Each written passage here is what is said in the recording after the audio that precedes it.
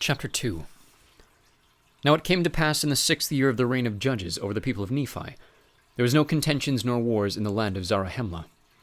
And the people being afflicted, yea, greatly afflicted for the loss of their brethren, and also for the loss of their flocks and herds, and also for the loss of their fields of grain, which was trodden under foot and destroyed by the Lamanites. And so great was their afflictions, that every soul had cause to mourn, and they believed that it was the judgments of God sent upon them, because of their wickedness and their abominations. Therefore they were awakened to a remembrance of their duty, and they began to establish the church more fully.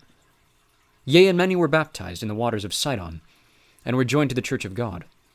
Yea, they were baptized by the hand of Alma, who had been consecrated the high priest over the people of the church, by the hand of his father Alma. And it came to pass in the 7th year of the reign of judges, there was about 3,500 souls that united themselves to the church of God, and were baptized. And thus ended the 7th year of the reign of judges over the people of Nephi. And there was continual peace in all that time. And it came to pass in the 8th year of the reign of the judges, that the people of the church began to wax proud, because of their exceeding riches, and their fine silks and their fine twined linen, and because of their many flocks and herds, and their gold, and their silver, and all manner of precious things which they had obtained by their industry.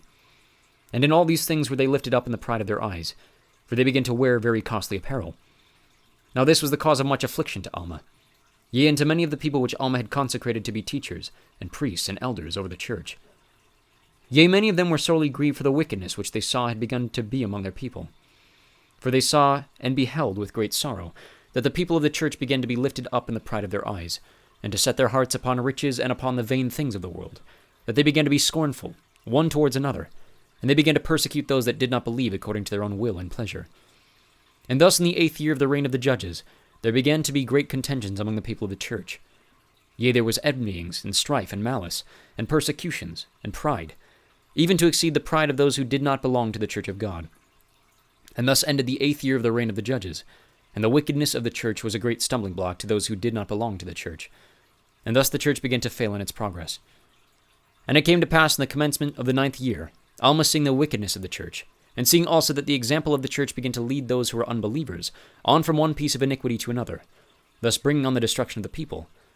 Yea, seeing great inequality among the people, some lifting themselves up with their pride, despising others, turning their backs upon the needy and the naked,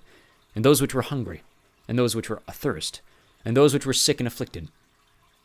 Now this was a great cause for lamentations among the people, while others were abasing themselves, scouring those who stood in need of their succor, such as imparting their substance to the poor and the needy, feeding the hungry, and suffering all manner of afflictions, for Christ's sake, which should come according to the spirit of prophecy, looking forward to that day, thus retaining a remission of their sins, being filled with great joy because of the resurrection of the dead, according to the will and power and deliverance of Jesus Christ from the bands of death.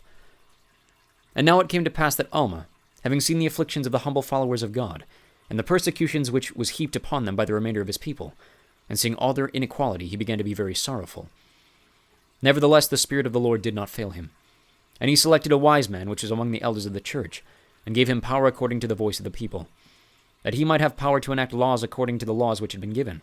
and to put them in force according to the wickedness and the crimes of the people. Now this man's name was Nephi, and he was appointed chief judge, and he sat in the judgment seat to judge and govern the people. Now Alma did not grant unto him the office of being high priest over the church, but he retained the office of high priest unto himself. But he delivered the judgment seat unto Nephi, and this he did that he himself might go forth among his people, or among the people of Nephi,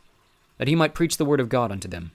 to stir them up in remembrance of their duty, and that he might pull down by the word of God all the pride and craftiness, and all the contentions which was among his people, seeing no way that he might reclaim them, save it were in bearing down in pure testimony against them. And thus in the commencement of the 9th year of the reign of judges over the people of Nephi, Alma delivered up the judgment seat to Nephi, and confined himself wholly to the high priesthood of the holy order of God,